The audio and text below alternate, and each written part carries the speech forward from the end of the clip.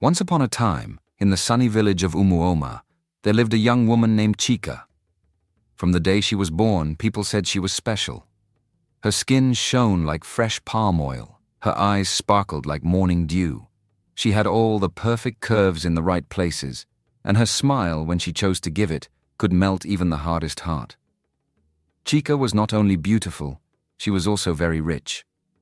Her late father, Chief Numdi, had been one of the wealthiest men in the region. Before he passed on to the land of the spirits, he left Chika everything: large farmlands, bags of gold, and a house so big it could fit 3 other homes inside it. The windows had shiny glass, the floors were tiled with smooth white stones, and the compound was swept clean every morning. The villagers often said, "Chika is truly blessed. Everything she touches turns to gold." But there was one problem. Chika had grown proud. She didn't like to greet people who wore old clothes or walked barefoot. If someone poor smiled at her in the market, she would turn her face away.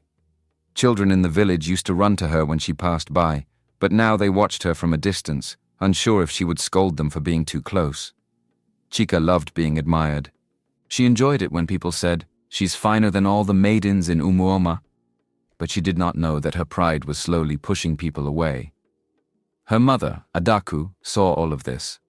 Adaku was a gentle, wise woman who had once lived through both riches and poverty. She often sat in front of the house, peeling yam or shelling egusi, watching her daughter with quiet worry. One evening, as the sun dipped low and the crickets began to sing, Adaku called Chika close. "My dear," she said softly, "you are beautiful, yes, and you are blessed. But blessings can fly away when we forget how to treat others." Chika rolled her eyes gently. "Mama, I'm only choosing the kind of people I want around me." Adaku sighed. "My child, your father was loved not because he was rich, but because he was kind. People still sing his name today because he shared what he had. He greeted the poor, gave to widows, and never made anyone feel small." Chika stood tall and replied, "Mama, times have changed. I don't want to marry just anybody. If I ever marry, it must be a man who matches me in everything: money, looks, everything." Adaku looked at her daughter, her heart heavy. She didn't say more that evening, but deep inside she feared that her daughter's pride would one day leave her with empty hands and a lonely heart. After her talk with her mother that quiet evening, Chika went into her room, tossed her wrapper on the bed, and stood in front of her long mirror. Her reflection stared back, beautiful, confident, glowing. She smiled proudly. "I know what I deserve," she whispered. That night, while the moonlight poured gently through her window, Chika took out a clean sheet of paper and her smooth red pen. She sat at her polished table and began to write. At the top she wrote in big, bold letters, "My husband must have these." Then she listed them one by one. 1. Must be richer than me. 2. Must be very handsome. 3. Must be kind but not weak. 4. Must be well educated. 5. Must have never married before. 6. Must know how to cook delicious meals. 7. Must dress well and speak well. 8. Must be a good dancer. 9. Must love me and only me. 10. Must never argue with me. She stared at the list, read it twice and nodded. "Yes. This is the kind of man I will marry, nothing less." The next morning, Chika folded the paper neatly and placed it in her jewelry box as if it were a sacred treasure. She told herself, "I will wait until I find him, even if it takes years." As time passed, Chika's friends began to get married, one after another. There was Ngozi, who married a humble schoolteacher. Then Amaka, who tied the knot with a quiet farmer. Even Uju, the shy one, found love with a mechanic from the next village. The wedding drums beat often in Umuoma. The sounds of singing, dancing, and celebrations filled the air on many weekends. Chika was always invited, always dressed in the finest lace and gold jewelry, always smiling, but never impressed. When her friends talked about their husbands, Chika would smile sweetly and say, "Well, if you're happy with that kind of man, good for you." But when she was alone with Adaku, her laughter would come out differently. "Mama, can you imagine Amaka marrying a man who owns just one pair of shoes, 1. And Ngozi married someone who says good morning, like he's chewing sand. Adaku would say nothing at first, then quietly reply, "My daughter, love is not always loud or shiny." But Chika would laugh again and wave her hand. "Mama, I will not marry just anybody. I want the best." The villagers began to whisper, just like before. Chika is still waiting? Is she better than everyone else? But Chika didn't care. She believed the perfect man was out there, tall, rich, gentle, stylish, romantic, perfect in every way. And until he came, she would wait, and watch, and turn her nose up at anyone who didn't meet her golden list. One hot afternoon, as Chika walked through the market square in her flowing blue wrapper and gold earrings, a man in a fine white kaftan stepped down from a freshly polished horse-drawn cart. People turned to look. The cart alone made heads spin. The man, tall, clean-shaven and confident, walked straight to the palm wine stall like he owned the ground beneath him. "Who is that?" one woman whispered. "That's Obina," someone answered. "He's a very wealthy cocoa merchant from Amaife village. They say he's as rich as 3 chiefs put together." Chika's ears perked up. When Obina looked her way and smiled, she smiled back, sweetly, slowly, like a queen acknowledging a prince. In just 1 week, Obina and Chika were seeing each other often. He came with cola nuts, jars of honey, fine wrappers, and the kind of compliments that could melt butter. "You're different," he told her one evening, handing her a necklace made of coral beads.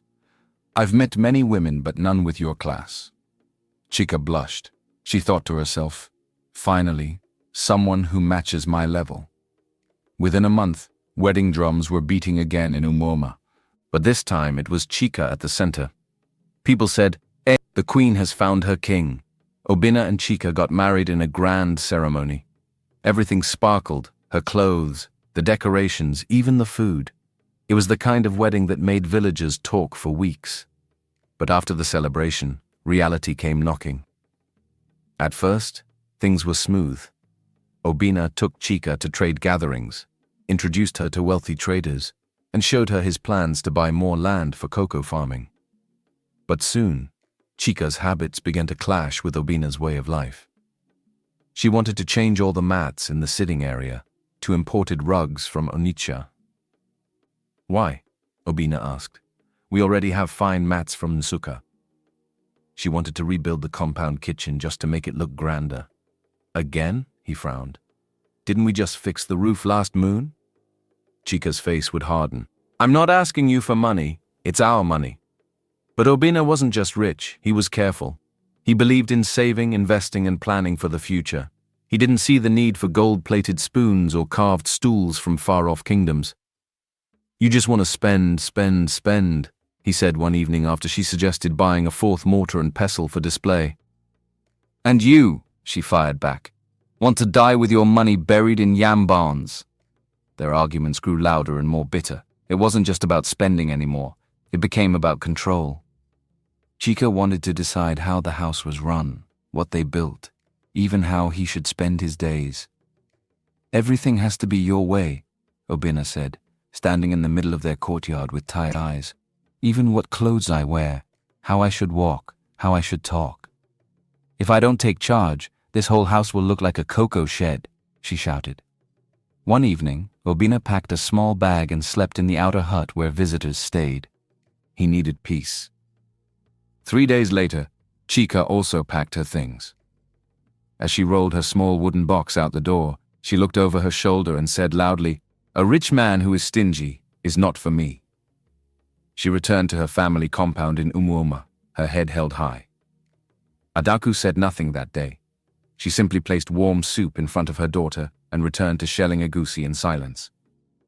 Chika sat quietly, eating slowly, wondering if maybe, just maybe, it was more than just about money. But she shook off the thought. "He didn't match my energy," she told herself. "The right man will." The morning after Chika returned to her mother's compound, the birds chirped as if nothing had changed.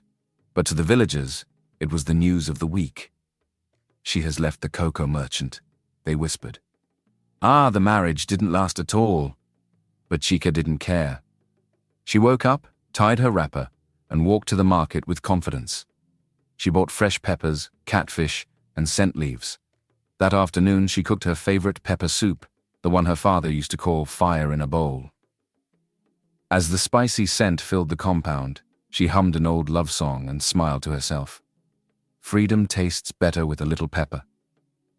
That weekend, she joined her friends at the village square. They danced under the moonlight, clapping, swaying their hips, and laughing until their cheeks hurt. Chica wore her finest red wrapper with a golden sash and danced like someone who had no worries. "Chica is back!" one of the drummers shouted, and truly she was. But beneath all the smiles and laughter, she still thought about her list. When she lay in bed at night, alone with her thoughts, she wondered, "Where is the man who fits everything I want? He must be somewhere." A few days later, Chica was helping her mother, Adaku, arrange some beads when her mother stopped, wiped sweat from her forehead, and looked her straight in the eye. "My daughter," she began gently, "you've come back home again. Are you sure you know what you're doing?" "Mama, Obina was not the one. I know what I want." Adaku sighed and sat on the low wooden stool. "You want a man who is rich, kind, handsome, and will still allow you to control everything.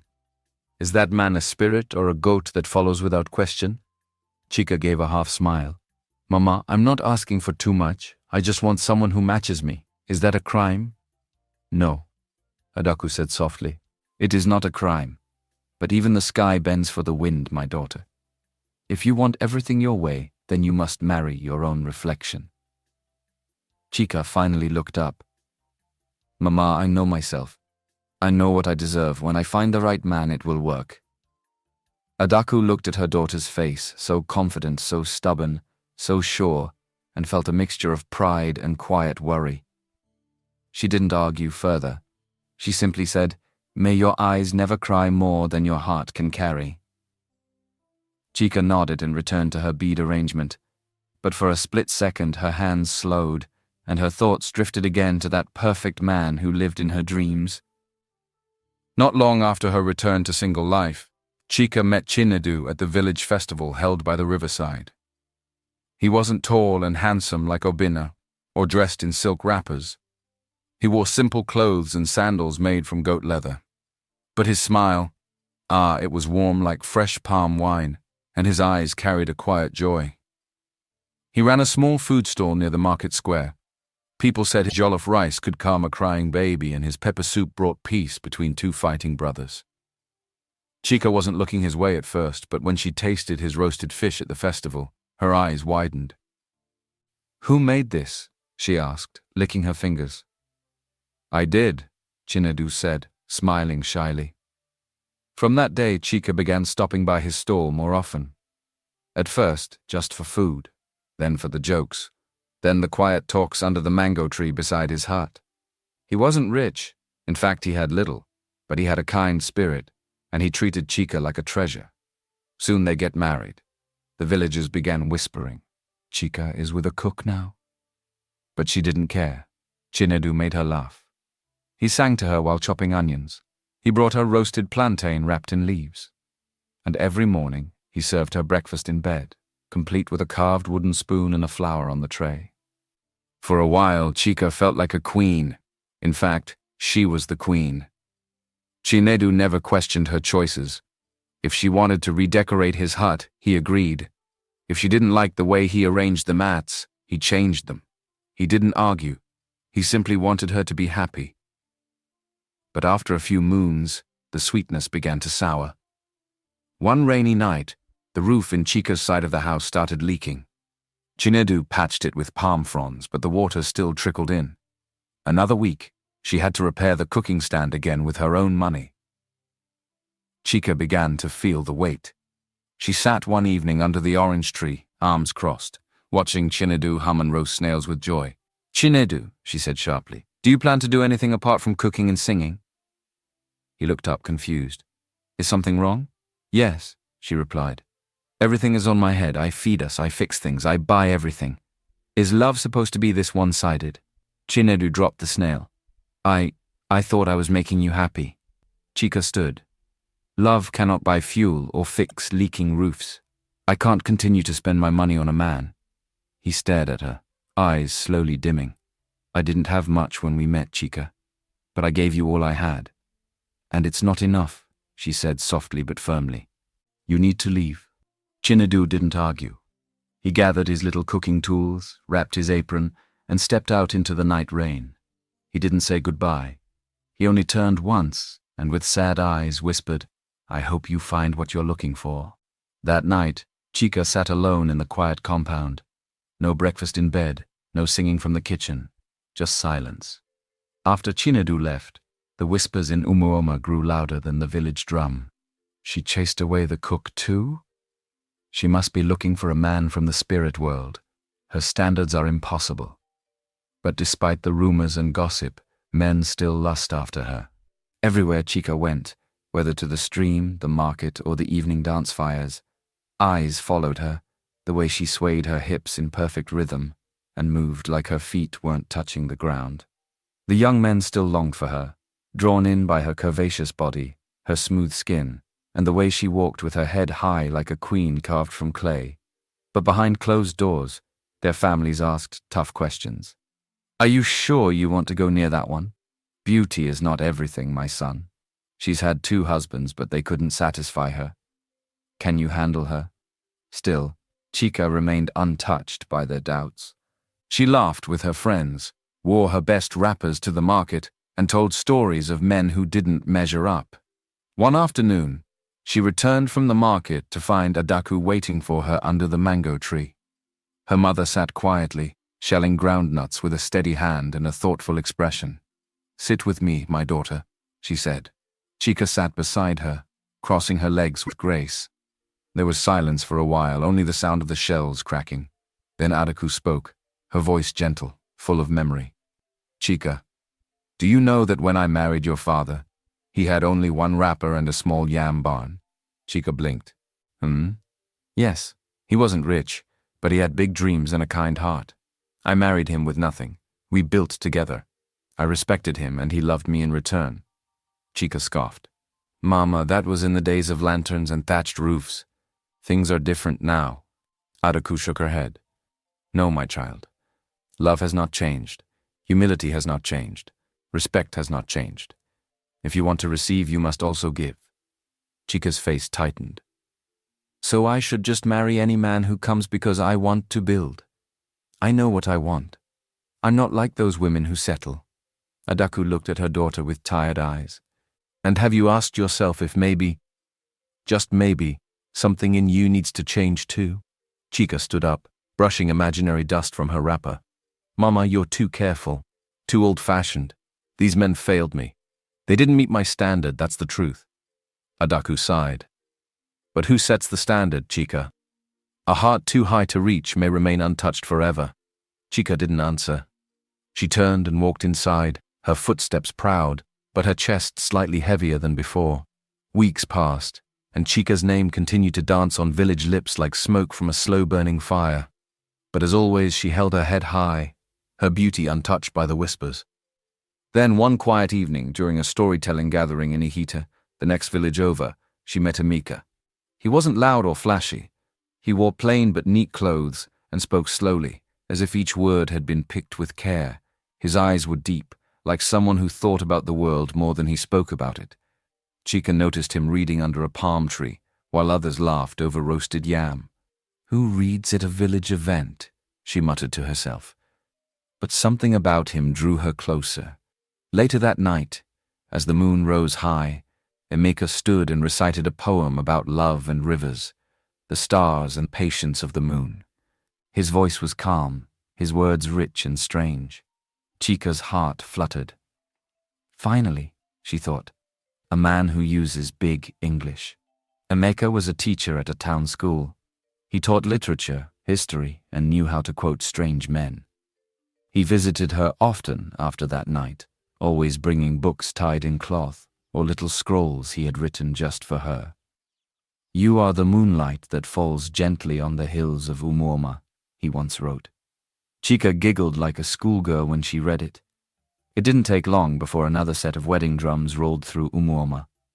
This time, Chika said, maybe love doesn't need riches, just intelligence and poetry.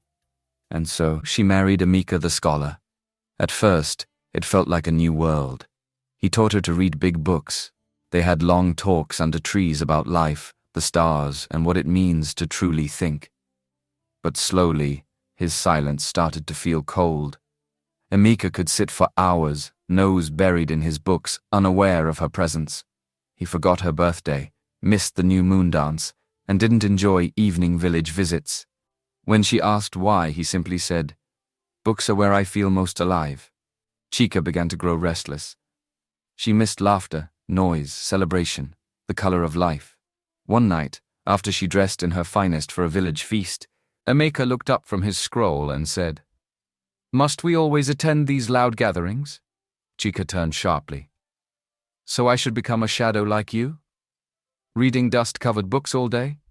He looked at her with quiet eyes. "I thought you loved that I was thoughtful." "I need a man who knows how to enjoy life," she said, arms crossed. "Not one who marries his books." Silence hung between them like thick smoke. The next morning, before the cock crowed, Chika packed her wrapper, her comb, and her favorite beads. As she stepped out, Emeka didn't stop her. He simply nodded once, like someone finishing the last line of a sad poem. And once again, Chika returned home. Adaku watched her come in again with no husband beside her. This time she said nothing. She just turned the soup on the fire and stirred. The evening after she left Emeka, Chika sat alone in her room, the soft glow of a clay lamp casting shadows on the wall. Outside, the frogs sang beside the stream, and the wind whispered through the raffia trees. She rose slowly, walked to the corner of her room, and uncovered her mirror. A tall, carved wooden frame with glass her father brought long ago from across the great river. The surface was cracked slightly in the corner, a mark from when she'd accidentally knocked it over after her second marriage ended. But tonight, she didn't see the crack. She saw herself, her smooth skin, the soft curve of her chin, her full lips, her proud shoulders, and the way her waist curved like a woven basket. She turned to the side and admired her shape, then tossed her hair back with a small smile. "Even after all this, look at me," she whispered, too perfect to settle for just any man. Her voice was steady, not a single tremble of doubt. Not once did she think of Chinedu's laughter in the kitchen. Not once did she remember the way Emeka's voice softened when he said her name. Not once did she ask herself, "Did I give enough?" Instead, she gently touched the side of her cheek and said, "It was never my fault. They were not good enough. They couldn't rise to meet me." 2 days later, the village square buzzed with drums and cheers for the Iriji festival, the new yam celebration. Chika, wrapped in deep orange and gold, stepped out like the sun itself had come to dance. Women whispered in admiration. Men stood still as she walked past.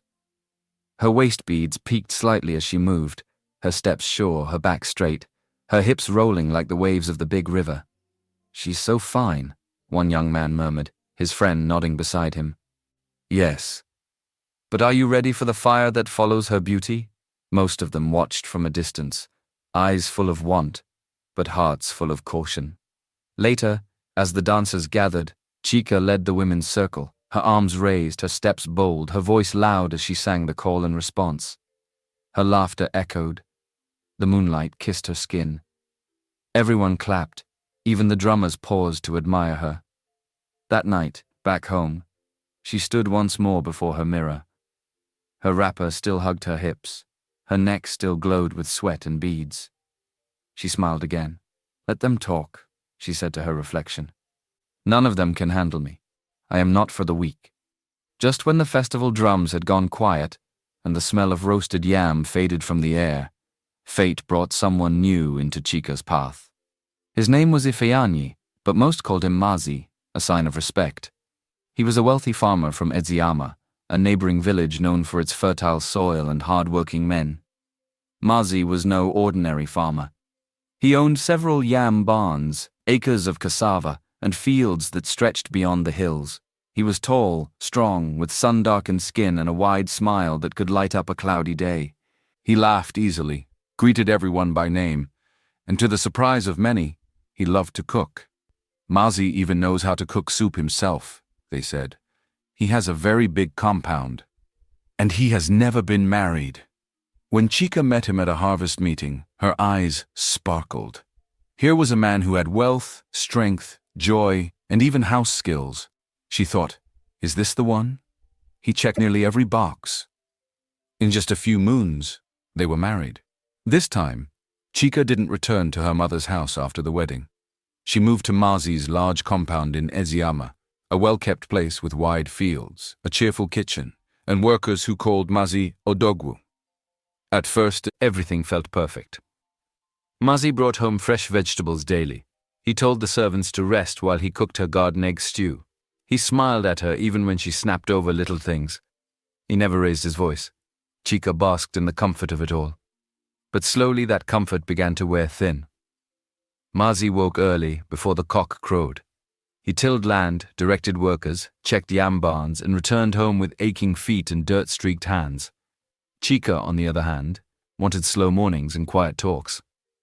"Mazi," she complained one afternoon, "you're always busy, always working. You hardly spend time with me." He looked up from tying yam bundles. "My love, I do all this so we can eat and live well." "But what about me?" she insisted. "You don't compliment me anymore. You don't even notice my new wrapper." Mazi frowned gently. "I noticed. But I thought feeding the family was more important than talking about clothes." Day after day, their conversations turned to arguments. She said he was becoming cold. He said she was becoming ungrateful. She said he didn't appreciate her. He said she didn't respect him or his family. "You hardly greet my mother," Mazi said one evening, exhausted. "You barely speak to my sister." Chica folded her arms. "Why should I be pretending? I didn't marry your family. I married you." Mazi's eyes darkened with disappointment. "You want the perfect man, but you forget that you are not a perfect woman," he said quietly. That night, silence filled their home like heavy smoke. By morning, Chica was packing again. She folded her wrappers, her beads, her oils. She didn't say goodbye to Mazi's mother. She didn't greet the workers. She didn't look back. And once again, Chica walked away, her slippers dusting the red path back to Umuma. Adaku saw her daughter return, this time not with tears, not with regret, but with the same stubborn pride she always wore like a crown. Her fourth husband behind her, her fourth chance broken. Her walk into the compound didn't cause whispers. No one peeped through their windows to comment. The children playing outside barely looked up. Her once glowing story had faded into silence. She opened the wooden gate to her father's great house and stepped in. The tall doorway welcomed her, and the fine floor tiles shone just like before. But the air was different, heavier, like something had been lost and not returned. Room after room she walked. The parlor, the guest room, the corridor lined with mirrors. Everything stood in place, but the house felt cold. She stood at the kitchen door and waited, half expecting to hear a soft song from Chinadu. Nothing. She passed the living room and looked at the corner where Mazi had once laid his farm boots. Empty. Upstairs her wardrobe stood full, wrappers, beads, head ties, and perfumes lined like soldiers, but there was no one to admire them. Chica sat on the edge of her bed, staring at her reflection in the tall mirror. The crack was still there, just a little longer now. She reached out, touched it lightly and sighed. "I have everything. Yet it feels like nothing," she whispered. Outside, Adaku watched her daughter return to routine, moving from room to room, dressing up to go nowhere, eating quietly, then disappearing into her quarters. She said nothing. No lectures, no old stories, no new advice. She simply watched, her heart heavy with the silence between them. Then one morning the sky changed. Dark clouds gathered without warning. The wind howled through the village like a spirit on a mission. Rain fell like stones from the heavens. It didn't stop. For days it poured, drenching crops, collapsing mud walls, and turning the red earth into rivers. And then the flood came. The great river, swollen with rage, overflowed. Water rushed through Umuoma, sweeping away yam barns, market stalls, and homes near the stream, including Chica's.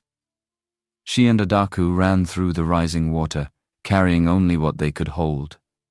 The flood swallowed half their house. The farmland behind the compound was no more. The walls cracked, the kitchen washed away. The house that once held everything now held nothing. When the rain finally stopped, Chica stood barefoot, soaked and shivering, in front of what used to be her mansion. Her beads were gone. Her perfumes washed away. Her treasures, her inheritance, all vanished like smoke. The villagers helped where they could. A family offered a small hut near the edge of the village. It was tight, no tiles, no carved mirrors. The bed was made from bamboo and raffia. The firewood had to be gathered by hand. Chica sat in the corner of the hut, hugging her knees. Her mother stirred a small pot over the fire, humming softly. She didn't speak of floods, or husbands, or pride. She just cooked, watched, waited, and for the first time in a long time, Chica had no words. It was nothing like the house she once called home. No servants, no fine plates, no rose-scented soaps, just Chica, her mother, and a few pots. For the first time in her life, Chica had to do everything herself. She fetched water from the stream in a heavy clay pot that bruised her shoulder. She swept the compound at dawn with her bare hands and a short broom. She roasted plantain over firewood and pounded yam until her palms stung. There were days she went to sleep with nothing but roasted corn and lukewarm water. Days when she had to wear the same wrapper twice. Days when the rain leaked through the roof and soaked their only mat. At first she cried in silence, but slowly, the pain became quiet understanding. One afternoon, as she washed clothes at the stream with other women, she looked at her reflection in the water. Hair wrapped, hands soapy, back bent. No jewels, no praise, no man beside her. Just the raw version of herself. And in that moment, something inside her cracked open wider than the mirror ever did. "I was wrong," she whispered. She began to think of all the men she had pushed away. Obinna, Chinedu, Emeka, Mazi Ifeanyi. She remembered how she had called one stingy, the other lazy, another too quiet, and the last too busy. She blamed all of them. Every time. But now, with smoke in her eyes and firewood ash on her wrapper, the truth stood bare in her heart. It wasn't just them. It was me. She remembered the way she refused to smile at Mazi's mother, the way she mocked Chinedu's gifts, the way she interrupted Emeka mid-sentence, the way she walked away each time things didn't go her way. "I thought beauty and money were enough," she said to herself as she wrung out her clothes. "But what did I give? What did I build?" She thought about her mother's words. To receive, you must also give. Now she understood. Back in the hut that night, she quietly helped Adaku stir the pot of okra. She served her mother first. She swept without being told. She said thank you when Adaku handed her a wrapper. For the first time in her life, Chica felt small. But strangely, she also felt free. The pride had loosened its grip, and in its place, something new was growing. Gratitude, humility, change. The rains came again, heavy and slow, soaking the earth for days without rest. The small hut that Chica and Adaku now called home creaked under the weight of the storm. Cold winds slipped through every corner. Water dripped from the patched roof, forming small puddles near the mat. By the fourth day, Chica fell ill. It started with shivers in the night, then fever, then weakness that made her too tired to even lift her head. Her once vibrant eyes were now dull, and her voice barely above a whisper. Adaku sat beside her, wiping her forehead with a damp cloth. Her eyes filled with worry. She didn't have herbs. No healer nearby owed them a favor. The rich men no longer passed by their gate. Chica, once the pride of the village, was now just a woman burning with fever in a leaking hut. That evening, as thunder grumbled in the sky, a soft knock came at the door. "Who is it?" Adaku asked. A calm voice answered, "I am Ikenna, the healer from Obi village.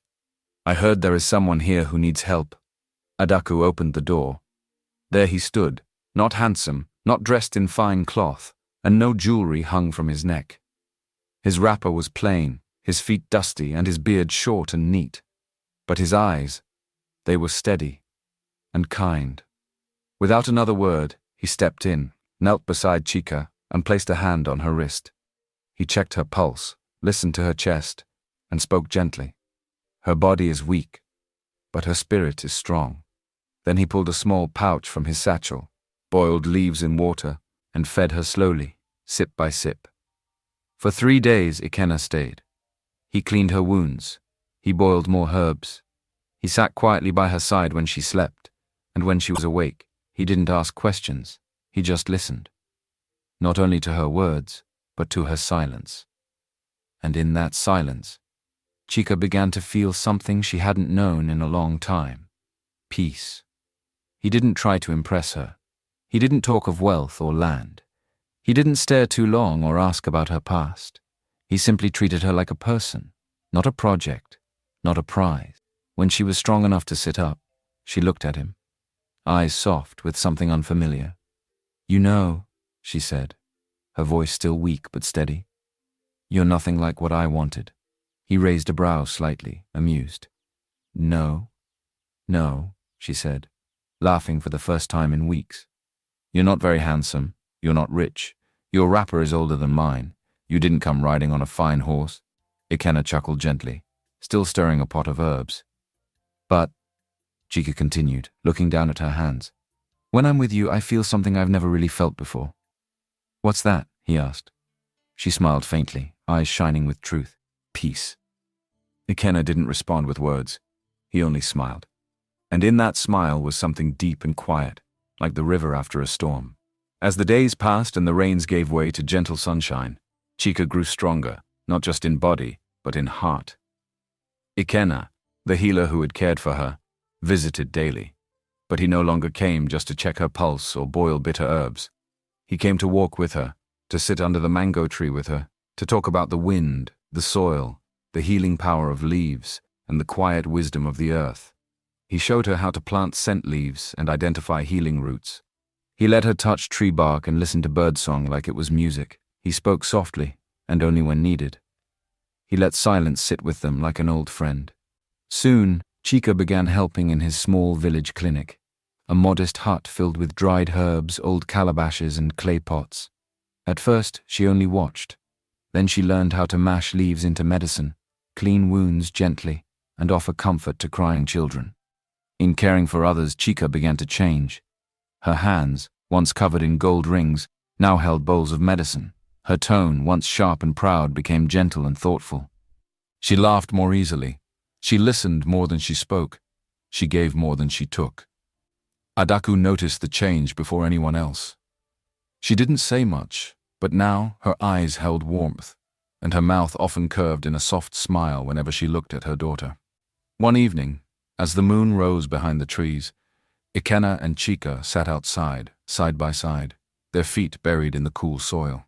He looked at her quietly, then spoke. "Chika, there is something in my heart, something that's been growing slowly, gently, like the herbs we plant." She turned to him, her breath caught between fear and joy. "I love you," he said simply. Chika stared at him, her heart pounding, not with surprise but with peace. She smiled, eyes glistening. "I've had men with gold, fine words, and polished shoes, but I never felt this." "This?" he asked softly. She placed her hand in his. Calm, safe, seen. He didn't ask for more. They were married a few weeks later in a small, beautiful ceremony. No crowd, no drummers, no gold-plated chairs, just a woven mat under a mango tree, a priest from the village, and a few friends who sat in quiet joy. The villagers didn't gossip this time. They had grown tired of talking. They simply watched with curious eyes. And Adaku, standing to the side with her hands folded, smiled broadly, warmly, silently. She had watched her daughter fall and rise. Now, she watched her blossom. Life in the small hut Chika now shared with Ikenna was simple but full. Their love was not loud, but it was steady. They worked side by side, cared for the sick, shared their little food, and often sat under the stars, wrapped in quiet laughter. But as the dry season ended, the wind changed again. It started with a crack in the distance, then the sharp scent of burning that crept in through the cracks of their door. That night, a fire broke out, tearing through dry roofs like paper. Chika and Ikenna were awakened by shouts and smoke. They grabbed what they could, just a cloth bag, a small box of herbs, and ran out barefoot. The fire swallowed their hut like it had never been there. In the morning, all that remained was ash. No bed, no kitchen, no clay pots, not even the tiny wooden stool Ikenna used to crush herbs. And yet, they smiled. Not because they hadn't lost something, but because they hadn't lost each other.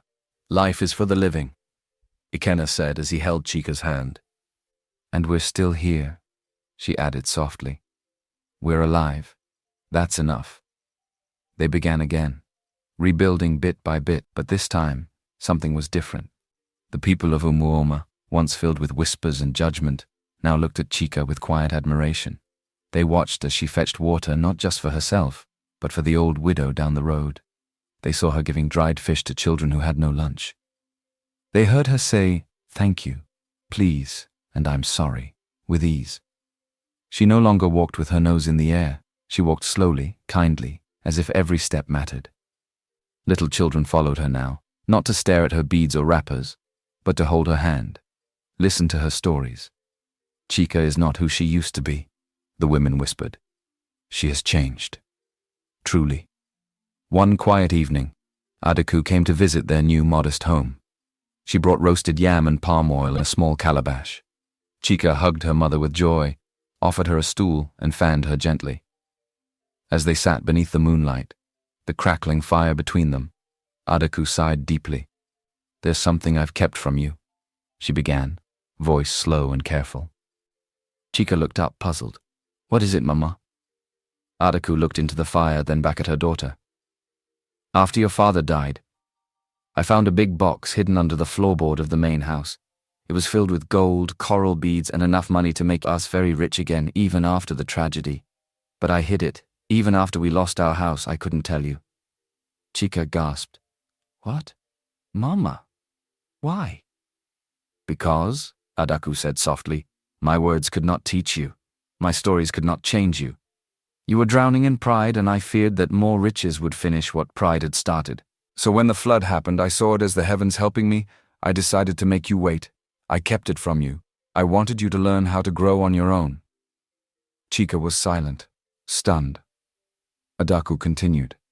"I needed you to see life from the other side, to wash your own clothes, to be served by no one, to feel what it means to give, not just take. And now, I see the daughter I prayed for."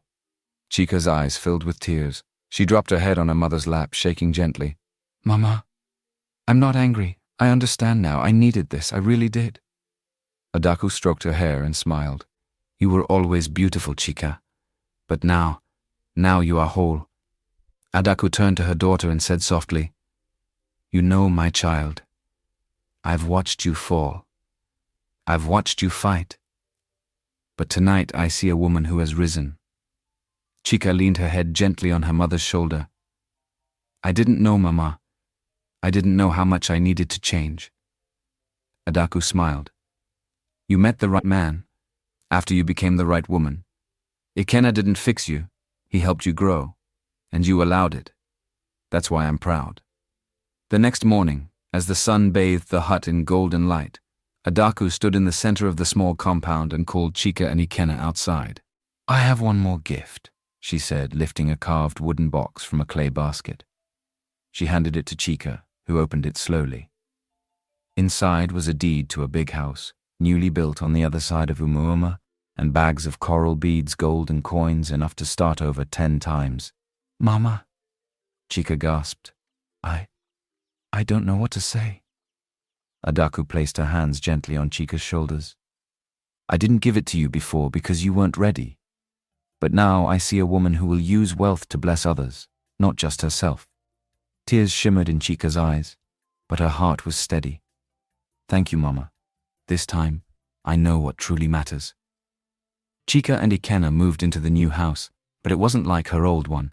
This home was full of laughter, service, and peace. Together they ran a small village clinic. Ikenna handled the herbs, Chika greeted the patients, cleaned wounds, fetched water, comforted crying children, and even helped deliver babies. She was no longer just admired for her beauty and curves. She was loved for her kindness. One sunny afternoon, while sweeping the clinic floor, Chika found her old cracked mirror packed in a cloth left behind during the flood. She held it up. Her face stared back, older, wiser, softer, glowing. This time she smiled. "I chased 5 men trying to find perfection," she whispered, "but I needed to change too." Now, she teaches young women in the village not how to find a husband but how to find themselves. She speaks to them of self-worth, of love that listens, of patience that builds, and the truth that no one is perfect, but with understanding, 2 people can grow something beautiful together. The same villagers who once gossiped now greet her with respect. The same girls who once feared her now follow her to learn. And every evening she and Ikenna sit under the mango tree hand in hand, at peace. Years passed in Umuoma, and with them the memory of Chika's old life slowly faded, like footprints washed away by the evening rain. The once feared and gossiped about woman now walked the village paths with a soft smile, her wrapper tied simply, a basket of herbs balanced on her head. Children ran to greet her. Mothers called her for advice. Young women lingered near her, eager to learn from her calm, quiet strength. Chika now lived a quiet, joyful life in the warm home she shared with Ikenna, the healer who never sought to change her, but helped her grow. Their love, once planted in humility and watered with patience, had grown stronger with time. It was not made of loud passion or grand promises, but of everyday choices, helping hands, quiet laughter, shared burdens, and hearts that listened even in silence. Together they built not only a home, but a family. They were blessed with 5 children, each as vibrant and unique as the journey that brought them together. Laughter echoed from their home, little feet danced on the dusty ground, and love bloomed in every corner of their lives. Gone was the girl who demanded gold and grandness. Gone was the prideful gaze that searched only for perfection. Now Chika gave more than she received. She listened before she spoke. She laughed from the soul, not just from the lips. Each morning began with the sound of pounding herbs, the scent of steaming porridge, and laughter shared between people who knew that love isn't found, it's built. One sunny afternoon, while her youngest child played in the shade of the mango tree, Chika found her old, cracked mirror tucked behind a cloth box. She wiped the dust and held it up. Her face, older now, full of lines from smiles and sun, looked back at her. But her eyes, they held peace. She smiled, gently, deeply. "I chased 5 men trying to find perfection," she whispered, "but I needed to change too. 5 husbands taught me what no riches could. True happiness isn't found, it's built." Now what she teaches young women in the village is not how to find a husband, but how to find themselves. She speaks of self-worth, of love that listens, of patience that builds, and of the truth that no one is perfect, but with understanding, 2 people can grow something beautiful together. Although she now lives in a big house, she knew it wasn't about the house or the luxury. Themes, morals of Chika's journey. True love isn't perfect, it's understanding, growth, and respect. Wealth, status, or looks do not guarantee happiness. Sometimes what we need is very different from what we want. Being a good partner is just as important as finding one. A perfect marriage isn't about finding the perfect person. It's about becoming one and building a life of love, compromise, and mutual respect.